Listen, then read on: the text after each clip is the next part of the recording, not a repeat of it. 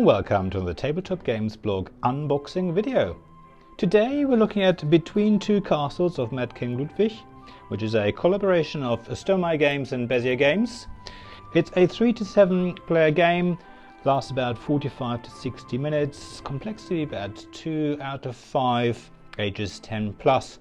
It's a smash up of two different games. It's Between Two Cities and Castles of Mad King Ludwig. And this, I think, is really interesting. I was looking forward to trying this for quite a while. So here we are. The game is designed by Ben Rossett and Matthew O'Malley.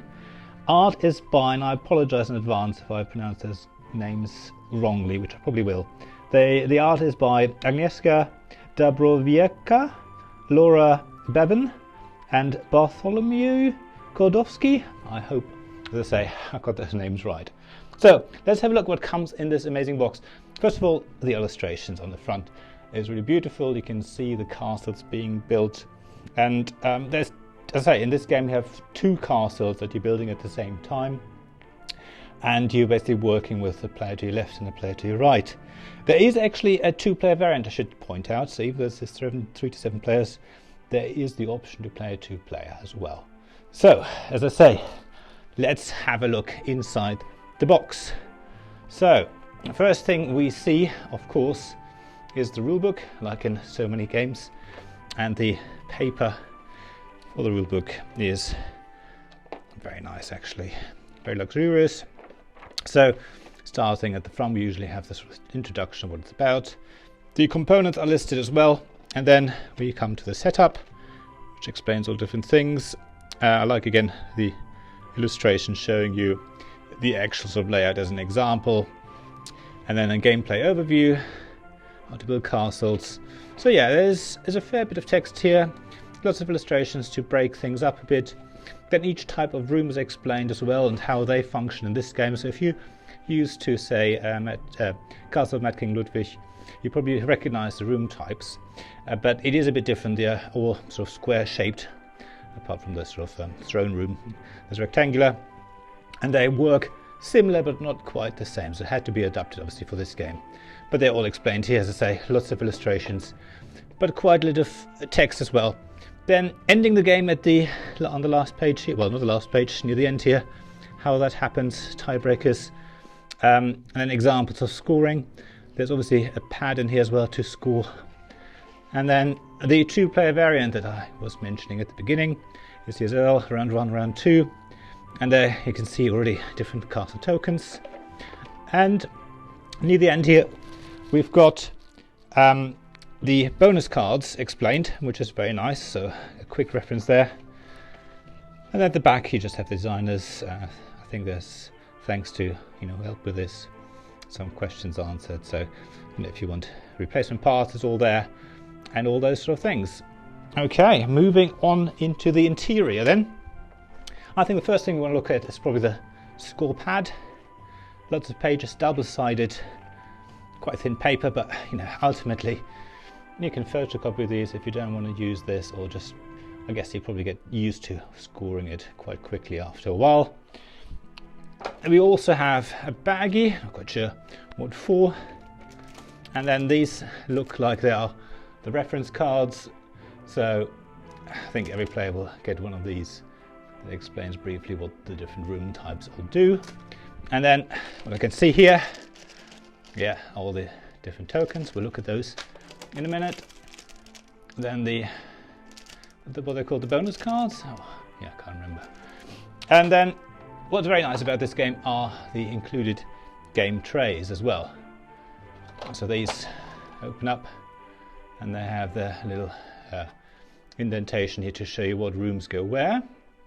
It's very nice, lovely lid on top, and then another big tray down here that just shows you again, all the different tiles go in here. Quickly going to open it just to give you an idea. So yeah, and then we come, of course, to lots of punch boards, and with all the different tiles. I don't know, there's hundreds of tiles in here. I should have looked at the component list, but let's take, I don't know how many sheets there, 1, 2, 3, 4, 5, 6, 7, there's 8 sheets of punch board. That's see how well they punch out. I mean, the illustrations, let's look at some of these first. Yeah, they're really nice.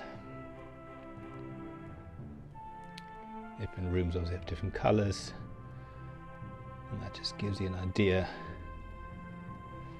of how beautiful this is. Actually double-sided, as you can see here, and yeah, the throne rooms as well.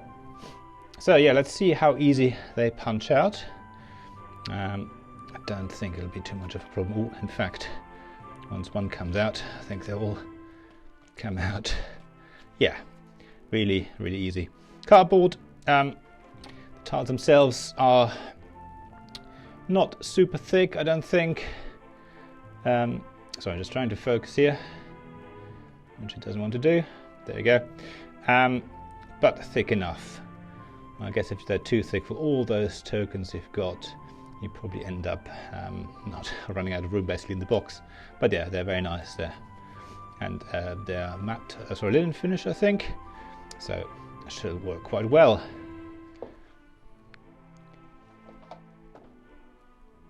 So let's look at some of these custom castles.